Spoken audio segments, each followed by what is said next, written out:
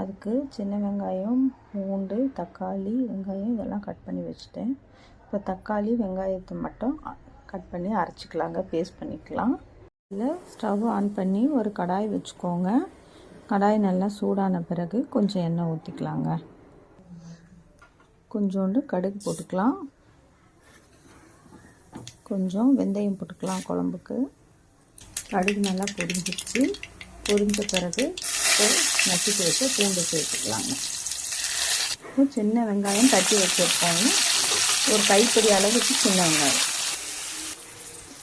இப்போ கருவேப்பிலை போட்டுக்கலாம். கருவேப்பிலை போட்டுக்கிட்டு நம்ம அரைச்சி வச்சுருக்கிற தக்காளி பேஸ்ட்டு இது கூட சேர்த்துக்கலாங்க. தக்காளி பேஸ்ட்டு சேர்த்துக்கிட்டு நல்லா வதக்கிக்கோங்க. அந்த பச்சை வாசனை போகிற அளவுக்கு நல்லா வதங்கட்டும். மஞ்சள்தூள் போட்டுக்கோங்க, கொஞ்சம் உப்பு போட்டுக்கோங்க.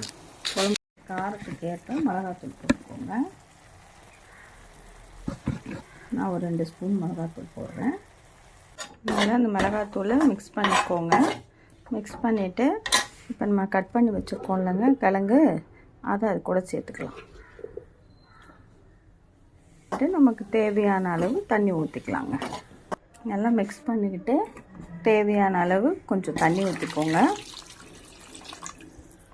நல்லா மிக்ஸ் பண்ணிக்கோங்க. இதை கொதிக்கும் போது நம்ம கரைச்சி வச்சுருக்கிற புளி தண்ணியை கூட மிக்ஸ் பண்ணிக்கலாங்க. மிக்ஸ் பண்ணிவிட்டு நல்லா கலரி விட்டுருங்க. நல்லா காய் வேகணும். காய் வெந்துட்டு குழம்பு கொஞ்சம் நல்லா வந்தோடனே அப்புறமேட்டு பார்க்கலாம். மூடி வச்சிடலாங்க. குழம்பு கொதிச்சிருச்சான்னு பார்த்துக்கலாங்க. நல்லா கொதிச்சு எண்ணெய் நல்லா பிரிஞ்சிருந்துச்சு. அவ்வளோதான், காய் மட்டும் வெந்திருக்கான்னு பார்த்துட்டு ஆஃப் பண்ணிடலாம். அவ்வளோதான், முடிஞ்சிருச்சு. அவ்வளோதான், குழம்பு முடிஞ்சிச்சு. கொத்தமல்லி தூவி ஆஃப் பண்ணிட வேண்டியது. அதில் கொஞ்சம் எண்ணெய் ஊற்றிக்கலாங்க. கொஞ்சம் கடுகு போட்டுக்கலாம். கடுகு நல்லா பொரிஞ்சோடனே கொஞ்சோண்டு சீரகம் சேர்த்துக்கலாம். ரெண்டும் நல்லா பொரிஞ்சிச்சு. இப்போ நல்லா கைப்பிடி அளவுக்கு வெங்காயம் எடுத்து நல்லா சேர்த்துக்கோங்க.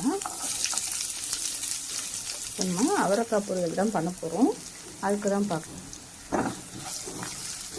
வெங்காயம் நல்லா வதங்கிடுச்சு. இதில் அவரைக்காய் சேர்த்துக்கலாங்க. அவரைக்காவை நல்லா வதக்கியாச்சு. இதில் கொஞ்சம் மஞ்சள் தூள் சேர்த்துக்கோங்க. தேவையான அளவுக்கு உப்பு சேர்த்துக்கோங்க. கொஞ்சமாக தண்ணி சேர்த்துக்கோங்க. ரொம்ப கொஞ்சமாக தண்ணி சேர்த்துக்கோங்க. சிம்மில் வச்சு நல்லா அவரைக்காய் வேகட்டுங்க. அவரைக்காய் நல்லா வெந்துருச்சுங்க. இப்போ அதுக்கு கொஞ்சமாக மிளகாத்தூள் சேர்த்துக்கலாம். கொஞ்சமாக சேர்த்துக்கோங்க. இந்த அவரைக்காய் இப்போ ரெடி ஆகிடுச்சுங்க. இப்போ இதில் முட்டை உடச்சி ஊற்றிக்கலாங்க. 2 முட்டை உடச்சி ஊற்றிப்போம். நல்லா மிக்ஸ் பண்ணிக்கலாம். மிக்ஸ் பண்ணிவிட்டு கொஞ்சம் நேரம் ஸ்டவ் வச்சுட்டு முட்டையோட அந்த நீச்சஸ் பண்ணி போன பிறகு அதை ஆஃப் பண்ணிட வேண்டியது.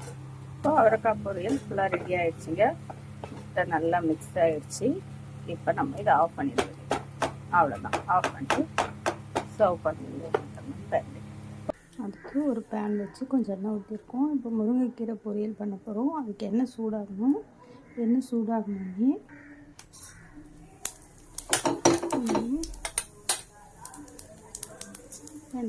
கிட்டே சீரகம் சேர்த்துக்கிறோம்.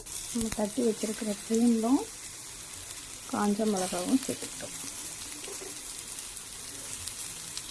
வச்சுருக்க வெங்காயம் சேர்த்துக்கிறோம்.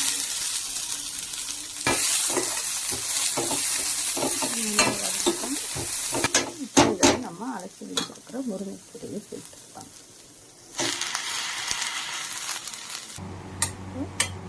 முருங்கைக்கீரையை போட்டு நல்லா கலரி விட்டுருங்க. நல்லா வதங்கட்டும்.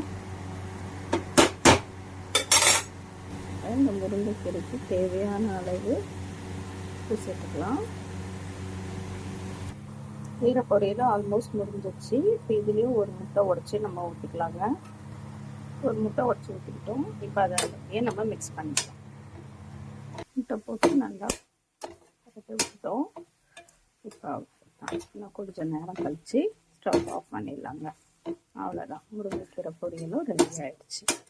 முருங்கைக்கீரை முட்டை பொரியல்,